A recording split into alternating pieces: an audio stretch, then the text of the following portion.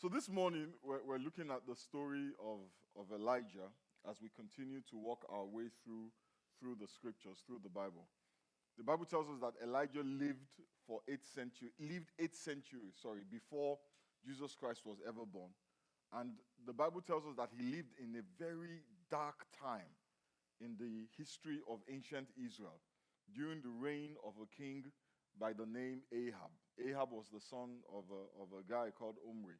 Let's turn our Bibles really quick, or let's pull up on the screen. 1 Kings, the 21st chapter, and the 25th through to the 26th verse.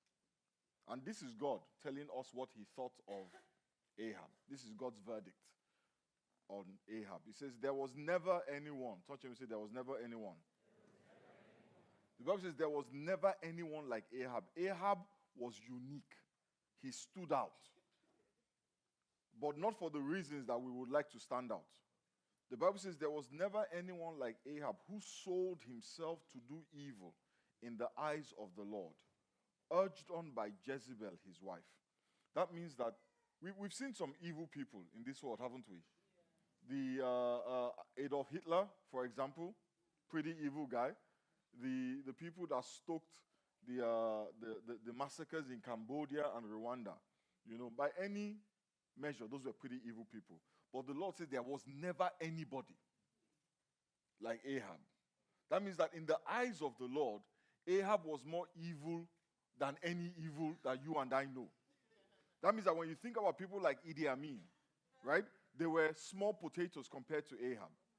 When you think about Adolf Hitler, he was nothing compared to Ahab or Stalin. All the evil men in history. The Bible says there has never been anyone that did as much evil in the eyes of the Lord as this guy called Ahab, and urged on by his wife Jezebel. The Bible says he behaved in the vilest manner by going after idols like the Amorites that the Lord had driven out before Israel. And this was the king under whom Elijah lived. And Elijah was just frustrated with the situation of Israel, frustrated with the level of sin and idolatry. For him, it was just so unbearable that one day he goes to King Ahab in 1 Kings chapter 17, and he says to him, as the Lord, the God of Israel lives, whom I serve, there will be neither dew nor rain in the next few years except at my word. So we've got this madman king. We've got one of the most evil men that have ever lived. And Elijah, an unarmed, innocent person, so to speak, prophet, goes to the king and says to him, there will not be any rain. And in those days, you're talking about an agrarian community. They lived off the land, and the absence of rain meant basically the country was going to shut down. Amen? And the economy was going to just go down the drain. So think about it. Elijah, let's call him a pastor, goes up to the most powerful person that lived and said, from now on, from this moment on, I'm shutting down everything. I'm shutting down everything. Amen? And it's not like you can change the rules and go from 60 to 51. I'm shutting down everything. And of course, Ahab was livid. But what do you think gave Elijah the audacity? Amen? The confidence, the boldness. Where I come from, we use the word temerity. I don't hear it these days in America. What gave Elijah the temerity to go before the king, to confront the king, and make such a bold statement? We will find the answer in the book of James, chapter 5, verses 16 to 18. The Bible says the prayer of a righteous person is powerful and effective. Elijah was a human being, even as we are. He prayed earnestly that it would not rain, and it did not rain on the land for 3.5 years. Again he prayed, and the heavens gave rain, and the earth produced its crops. Elijah was a human being, just like we are. But his prayers were heard because he prayed earnestly, and he prayed with all of his heart. He prayed with all of his being. His prayer was not casual. And the reason why he prayed so earnestly, The reason why he prophesied so boldly, the reason why he was able to confront the powers that be, to confront the king, was because he understood that even though physically he was just a human being, but because the Bible says he was counted by God among the righteous, he knew that he had influence with God. He knew that he had access to God. He knew that when he prayed, God would answer him. His boldness, his audacity, his temerity came from his faith in God, from his belief in God, from his understanding of his position in God. The Bible says that the righteous, they are as bold as lions. Because he was righteous, he understood that he had access to all the resources of heaven. You know, we're talking about this in the first service. I was talking about my kids. You know, our children they can be bold. You know, they come and ask you for some things. And you are like, is there something wrong with you? What makes you think? You know, and they don't care. Siobhan will go up to Pastor P and say, Pastor P, I want a brand new car. In her mind, she's thinking to herself, this is my father. He loves me. He has done X, Y, and Z for me. Why would I ask him for a car and he wouldn't give it to me? She doesn't have any trepidation. She has no fear. She has no, maybe my father cannot afford it. Maybe my father will not give it to me. Even if her father cannot afford it, she believes he will go and get it. So she asks him with a boldness because she is confident of his affections for her. Now, when I was growing up, I didn't have that kind of boldness. Amen? And the reason why I didn't have that kind of boldness is my parents would slap you before they hugged you. Amen? So in my mind, before I asked for something, I would calculate the possible repercussions of my audacity, and I would decide, you know what, it's not worth it. Amen? The Bible says in Hebrews chapter 4, verse 16, it says, let us therefore come boldly unto the throne of grace, that we may obtain mercy and find grace to help us in the time of our need. Our boldness is the consequence of our faith, and our trepidation, our hesitancy, is a consequence of our lack of faith. I would never have dreamed to say to my dad, Daddy, can you, when I was small and I had no sense, I could have said anything. But when I had some sense, I would never have said to my dad, Daddy, can you buy me a Ferrari? I would never have, because I know what would have happened. I know. But my kids will ask me for the moon without thinking about it. And I want to ask them, are you thinking? And the truth is, they're not thinking. They are confident in my love. So they don't have to think about it. When we are confident of God's love for us, when we're confident of our position in God, there is no hesitancy in our going to God. There is no trepidation. There is no, well, maybe no. Did I not? Did I pray yesterday? Did I tithe? Oh, no, I can't. You just go. That is what the Bible says. The righteous, they are bold as lions. The truth is this, my brothers and sisters. If you are in Christ, you have access to all the resources and the wisdom of heaven, which is far greater than anything the world has ever seen. From the perspective of heaven, you are not just a human being. You're not just some random guy living in Dallas. You are a child of God. You are his child, and you have the same boldness and the same temerity and the same audacity to go before him and ask him for everything that you need. The Bible calls you an ambassador of Christ. An ambassador is one who represents the king in a foreign place. I want you to know that you are God's ambassador. That means you represent the king in anywhere that you live, at home, at work, at school, in the hospital, wherever you are, you represent the king. And the king wants his glory to reflect on you. That is why you never send an ambassador to a country and impoverish the ambassador. Because the poverty of the ambassador is a reflection of that country. You know, and I know this from personal experience. I was telling them in the first service. My father, a while ago, used to be the ambassador of my country to Mozambique. And before he became an ambassador, you know, things were not bad, but they were not on that level. And I remember one day I went to Mozambique. Never been there before. I was in Vienna, and I went to Maputo to visit with my parents. And they picked me up from the airport. First of all, what they picked me up from the airport in was another, it was just like, oh my God.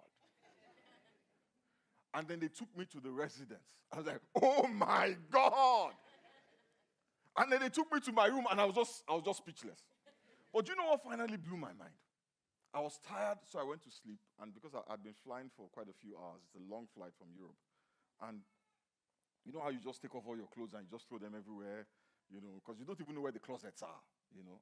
And I just slept. I woke up the next morning, you know, my clothes were gone. I'm wondering what's going on here. And I go downstairs, you know, and there's a spread. And I'm like, this is the good life. You know, I can live like this. When I came back upstairs, the clothes that I had worn the day before that I threw on the floor were washed, ironed, and hanging. Hey. Help somebody, Jesus. One day I go to the grocery store, and you know, you go to the grocery store, you're trying to grab your basket, and the driver says, no. I cannot be seen carrying a basket because I am the son, not the ambassador, but the son of the ambassador. So the driver is following me around carrying a basket, and I'm picking stuff. By this time, you know, you know your pastor, you know, by this time, I just eased into the good life. You know, there's a way that things can be good, and people will know that this guy is not used to good things. No. I just said, oh, okay, yeah. I just picking up stuff. I was telling in the first service that where the ambassador lives and where he works, literally 1 to 2 minute walking distance. But they would never allow him walk. He had to go in the official car, flying the flag of the country that he represents and flying the flag of being an ambassador. And they would literally pull out of one garage and pull into the other garage. And you're thinking to yourself, dang, this is nice. Of course, when I entered economy back to Vienna, my eye cleared. But you know what? That is who you are for God.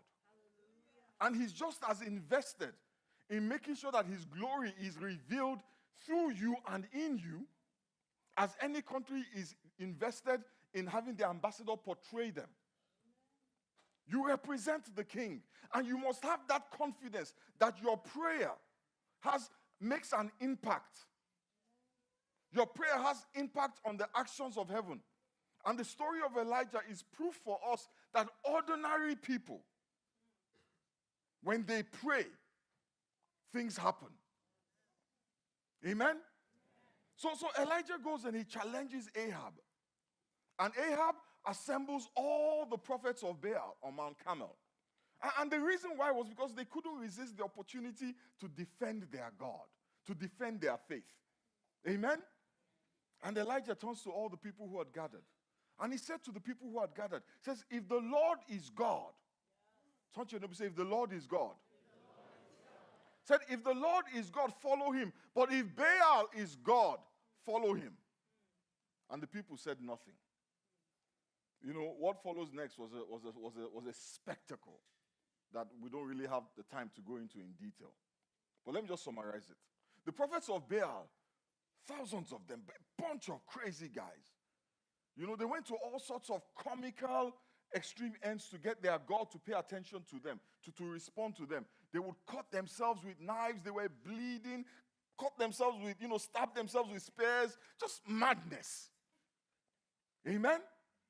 They were shouting, they were chanting, they were rolling around on the floor, they were pouring sand on their own heads, ripping their clothes apart, bearing their chest, screaming. Nothing. They kept escalating the spectacle, expecting that, okay, finally, we will do something mad enough to get Baal to respond. They did this from morning to evening, and guess what? There was no response.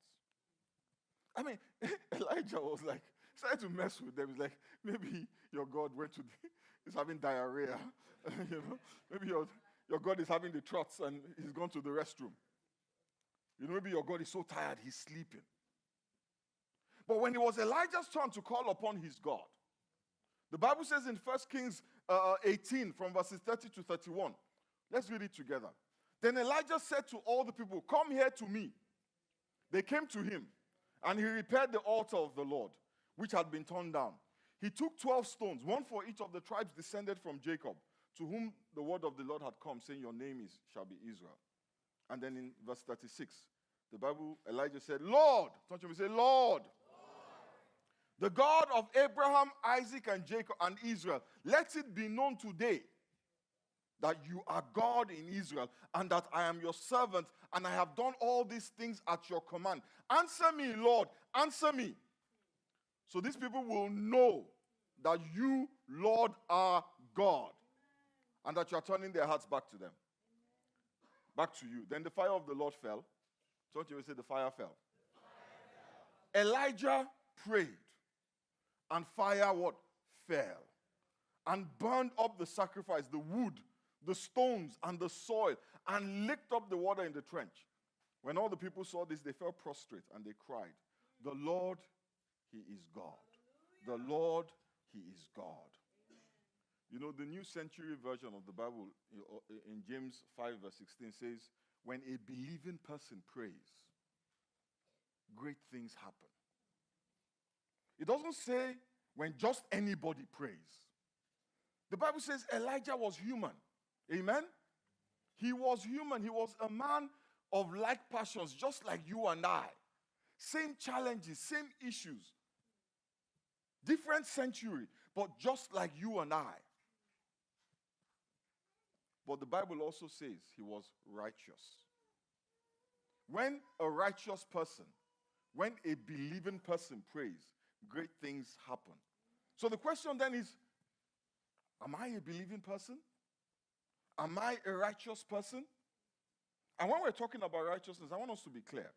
Romans chapter 3 verse 22 says, this righteousness that we're talking about is given through faith in Jesus Christ to all who believe.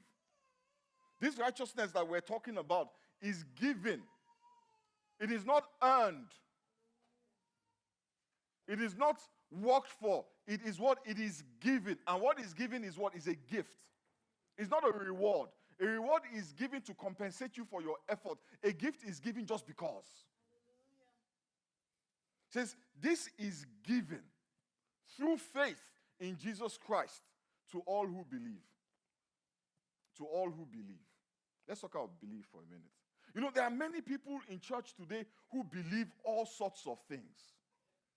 And this is a problem because you cannot say you believe that Jesus Christ died for your sins. Pastor, I believe it. And in the same breath, you don't believe that homosexuality or adultery is a sin. Yeah, Pastor, that one I don't believe. See, I believe this one, but this one, I don't really believe. I'm still struggling with it. You cannot pick and choose what is true. You cannot agree with the scriptures on one issue, listen, and then disagree on another issue. There is only one truth. You do not have your own truth. You cannot speak your own truth. There is only one truth, and that truth is Jesus. His name is what? Jesus. Look in the mirror. You are not the truth. You have experiences. You have experiences, and your experiences are real to you, but they are not always the truth. So don't listen to all those people who are now trying to turn you into the measure. That is it's an old philosophy. They've been saying it for thousands of years. It's called Western humanism. And what it says is that man is the measure of all things. Let me say it another way. The world revolves around you and what you think and how you feel. And they want us to believe that. Because if I can believe that, then guess what? It is not a lip to say that I am God. I am my own God. I am the architect of my own destiny. I don't need Jehovah anymore. So they're not telling us to bow before Baal. Oh, no. We're too civilized for that. No. They know that you know better than that. Rather, they tell you to bow before who? You. Same idolatry, just a different God. You cannot believe that Jesus Christ paid the price for your sins, that you are saved by grace through faith, and then also believe that you are saved by your own performance. The Bible says in James 1, verse 6, it says, when you ask, you must believe and not doubt, because the one who doubts is like a wave of the sea, blown and tossed by the wind. That person should not expect to receive anything from the Lord. Such a person is double-minded and is unstable in all that they do. See, once you are God, faith is a problem. Because your faith is going to be tied to your feelings. Amen? And your feelings are more unstable than the weather. Than Dallas weather. If your feelings are high, give it 24 hours. They will be low. But the word of God is what is constant. It does not change. That is why when you go on Instagram and you see your childhood friends posing with their latest material acquisition, their Maserati, amen, your faith goes down. What you don't realize, the guy was walking past in the mall and he saw the Maserati and he just... Your faith goes down, but the word of God does not go down. When you get a text message from Bank of America on Monday morning telling you your account balance after the weekend, your faith goes down. The word of God does not respond to those text messages. The Bible says it is the same yesterday, today, and forever. But when you are all up in your feelings, you become double-minded. You know, the choir was awesome today. Let's give them a round of applause. And the AV was great. Let's give them a round of applause too. So service was nice. You know, so when you leave here, many of us are going to be feeling, you know, very high. You know, Pastor P, the anointing. But when you come back to church next Sunday, choir, they're human beings, so they're tired. So they just sing the song as if you are begging them to sing. AV, they start acting like they don't even know what those knobs are for. And you leave church that day. You're like, man, this God. Because you have attached your faith to things that are unstable. But when your faith is in the word of God, it doesn't matter whether AV is on point, whether the choir is on point, whether Pastor Femi is talking rubbish, the word of God is constant.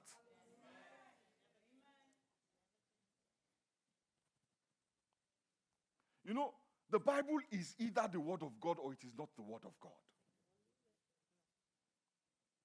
God is either God or he is not God. He can't be God on Sunday. And then on Monday, say, I'm just not feeling, you know, I'm just down today. He's still God. Elijah showed them that Jehovah is God. In fact, do you realize that the name Elijah means, my God is Jehovah? Who is your God? Some of us need to sort out what we really believe. We need to sort out what we believe. There is no problem that is too big for God. There is no problem that is too hard for God. There is literally nothing that is impossible to God. That is why the Bible says in Philippians chapter 4 verse 6, it says, do not be anxious about anything. But in every situation, by prayer and petition, some versions say supplication, with thanksgiving, present your requests to God. Do not be anxious about anything. Our anxiety comes when our eyes leave God. The Bible says he will keep him in perfect peace, whose mind is stayed not on yourself or on your abilities or on your connections or the other person's kindness or the other person's mercy. When your eyes are on the Lord, He will keep him in perfect peace. You know, I've had a few people ask me, what is the difference between a prayer and a petition? Or what is the difference between a prayer and a supplication? Let me just explain that really quick with the little time I have left. Prayer is kind of like a general word, a comprehensive word that refers to all our communications with God. Amen? So when we worship, it's a form of prayer. When we praise, it's a form of prayer. When we're doing thanksgiving, it's a form of prayer. Amen? But supplications or petitions are a bit more specific. What that says, or what that is referring to, is an earnest. Touch him and say earnest. An earnest or humble asking for a specific thing. In fact, we don't like to say this because it's kind of weird. It's actually kind of like a begging. That's actually what the word means. But we don't, we're so proud. If I said to you, you have to beg God, you're like, my God doesn't ask me to beg him. But that's what that word means. So we found a more acceptable way, right? And we miss the essence of it. It is literally a begging of God. And if it is earnest, it must be persistent. Because if you really want something, you will not stop until you get it. If you can stop before you get it, you didn't really want it. They say pursuit is the proof of desire. God will grant you the desires of your heart, but sometimes he wants to check, do you really want it? And there's so many things that I have wanted. But really, I don't want anymore. And if God had given them to me, I would have been the same guy complaining that, God, why did you do this to me? So he tests you. And he holds it back for a minute. Because some of the things that you want come with problems.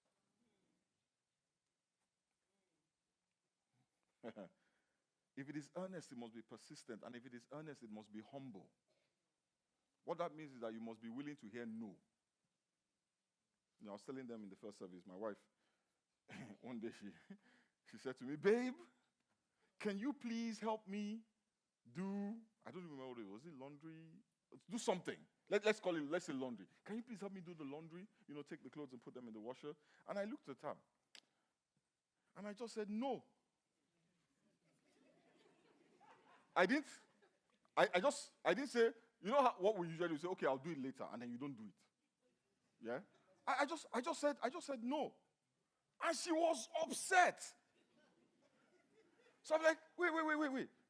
You asked me to do something. You asked me to help you. I said no. Really, this was not a request, it was a command. Your anger shows me that you were not asking me, you were telling me. If you are sincerely asking, there has to be room, Pastor P, for me to say no. No, it's true.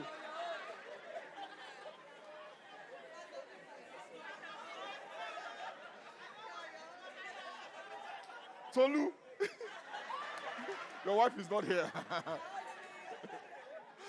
They're recording you also. No, but seriously speaking, if I can't say no, it's not a request. So why don't you just say, babe, go and do the laundry? She won't do that. My wife won't do that because she knows two things. Number one, I will flip. Number two, she has home training. So she knows that you don't send an elder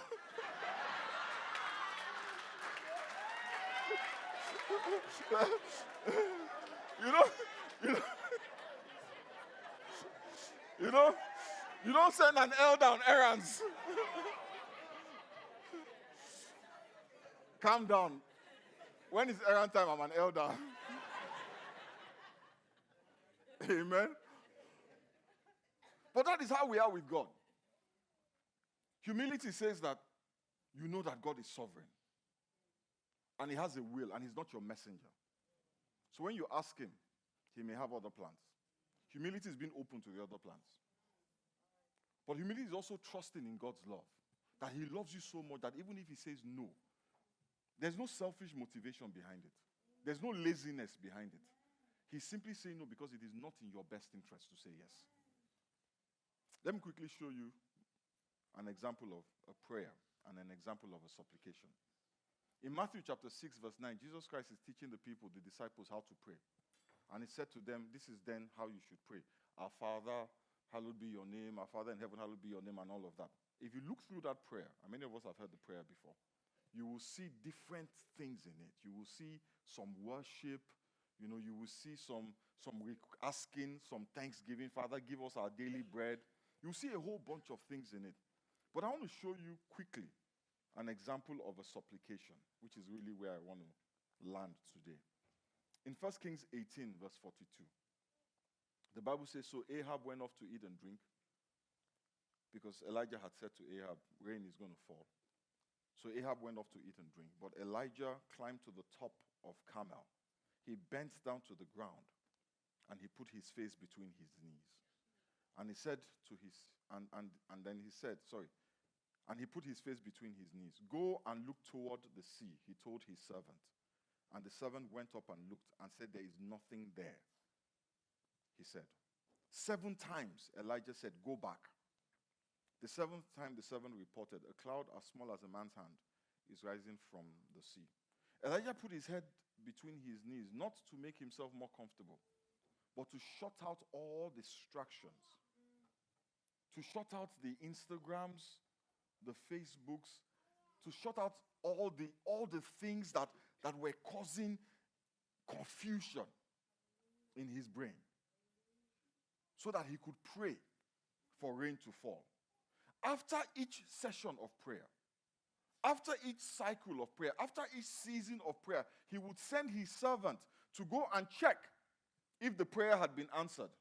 And each time the servant saw nothing. There was no rain. But after the 7th season of prayer, the servant came back and said, I can see the rain coming. In the 7th season, after the 7th time, 7 is the number of God's perfection. In the perfection of God's timing, that is when the rain came. But Elijah did not stop praying. He did not say, I've prayed once. Now, this is the same Elijah who earlier on had said what you and I would call a very casual prayer. Lord, if you are God, show these people that you are God. Let the rain fall. Let the fire fall. And immediately fire fell. One time, the fire fell. But then he goes to pray for rain. Because the fire and rain are 2 different things. And he has to go through that process, through 7 cycles. That is what earnest prayer is. It is not relenting until you see the perfection of God's timing. Don't give up in the place of prayer. We have this philosophy of quickness. When we pray one time, we adjust to the problem because we feel this must be God's will for my life. Or, well, I'm not going to accept this, so let me find another way. Elijah, the Bible says he was just like you and I, but he stayed there. The Israelites, they marched around the walls of Jericho for 7 days. And on the 7th day, they marched around it 7 times. Was it easy? No. But they knew that the God who promised them in the perfection of his timing would come through for them. They knew that the walls of Jericho will come tumbling down. I am on my 7th day. I don't know about you. I am in my 7th season. This is the season of my breakthrough. And I know that before the end of July, the walls that limit me will come tumbling down. This is our year of breakthrough. This is our year of elevation. God has spoken to us. God spoke to Elijah, but Elijah went and prayed, and he prayed, and he prayed, and he prayed until he saw something. You and I cannot be tired. If you are tired, you don't want it. You don't deserve it. Because the people whose examples we're supposed to follow, they never gave up. Have you ever seen anyone in the Bible? He prayed twice and said, man, it's okay, I'll be barren forever. Have you ever seen anybody in the Bible say, this God, this trouble is too much. I would just be poor or blind. They pressed and they pressed and they pushed and they pushed until they saw the perfection of God's timing. This is our year. But that means that this is our year of prayer. This is our year of prayer. This is the year to pray like you have never prayed. This is the year to shake the gates of heaven. Let them hear your voice like thunder. You know, we're going to do a prayer conference for the first time in this church this year at the end of February. For the first time. And there's a reason why. It's because this is the year that those gates are supposed to break open. And this is the year we're going to pray like never before. So those Monday prayer meetings that you guys just, don't miss them. Don't miss them because this, you're in your 7th season. Let us bow our heads and pray. The details of the prayer conference will be out hopefully next week. By next week, we'll have all the details confirmed. It's going to be Friday, Saturday, Sunday, or Saturday and Sunday. It's going to be one of those kinds of things where we're going to pray. Amen? And that is just to prepare us, to load us like a bullet in a barrel to pray for the rest of the year. Hallelujah. Let us bow our heads and pray. Father, we thank you and we bless you. Father, we thank you for having brought us to the 7th season. Having brought us into the cycle of our breakthrough. Father, I know some of your children are here who are on the 7th lap of the 7th day. Father, help them to keep going. Help them to keep praying. Help them to keep pushing. Help them to keep pressing until they see the manifestation of your timing. And there are some of us who are on the 6th lap of the 7th day. Help us not to be weary until we receive that which you have ordained. We bless you and we give you praise. In the mighty name of Jesus we pray.